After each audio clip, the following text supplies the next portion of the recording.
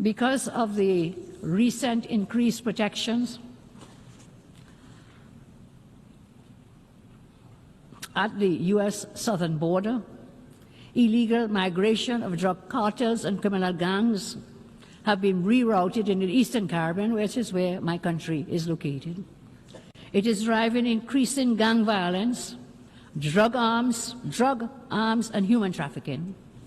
Efforts to repatriate illegal immigrants from Trinidad and Tobago from recent times has proven very difficult.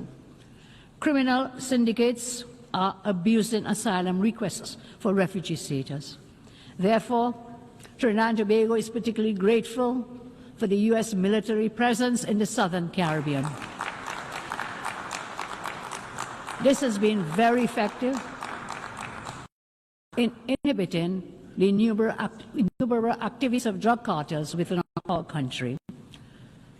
While there have been objections to the U.S. military action against drug cartels in the Southern Caribbean, some objections from some countries, I state today Trinidad and Tobago reminds the international community that unless forceful and aggressive actions are taken, these evil drug cartels will continue their societal destruction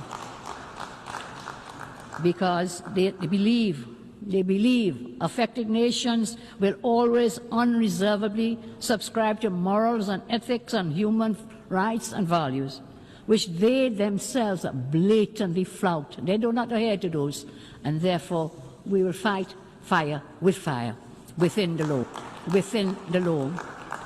That is why we willingly supported the International Security Alliance announced by U.S. Secretary of State Marco Rubio, involving the U.S. and several countries in South America, and of course including Trinidad and Tobago, to combat drug trafficking in the hemisphere.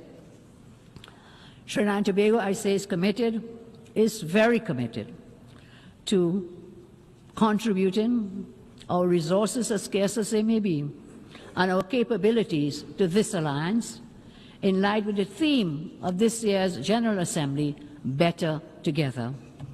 The United Nations Office on Drugs and Crime, in its 2025 report, World Report, makes a very true, unmistakable fact very clear. The global drug economy destabilizes institutions, corrodes democracy, undermines development. That is a war without borders, measured in murdered children, measured in broken families, and measured in stolen futures. The cartels and the governments that enable them are taking us for fools. If left unchecked, gangs could replace governments, and states may stand in name only, but collapse in substance.